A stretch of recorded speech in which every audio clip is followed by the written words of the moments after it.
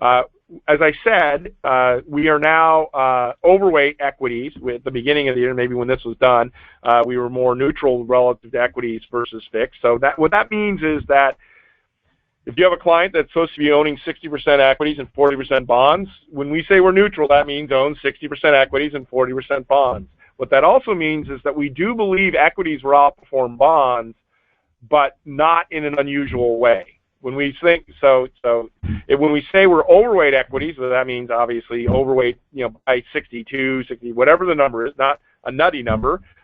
62, 63, 64% of your portfolio should be equities, and obviously 36 to 39% should be in fixed income. And in that case, we would expect from that bottom that we saw in pricing, Wednesday morning, that we expect that you're going to actually get a reasonable return. On the year we are expecting, from the calendar year in 2016, we were expecting global equities to return low single-digit to mid-single-digit returns. Think 5%.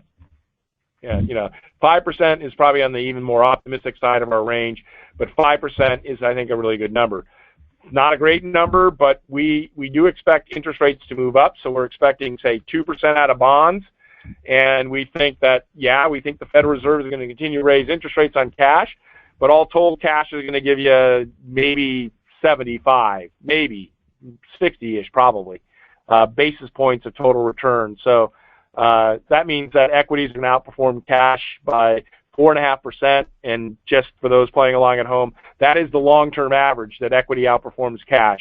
Never happens in an individual year, but that is the average excess return. So that's it on equities. We like them. We don't love them. They're expensive. They're expensive everywhere in the developed world. The only place they're not expensive is in the emerging markets.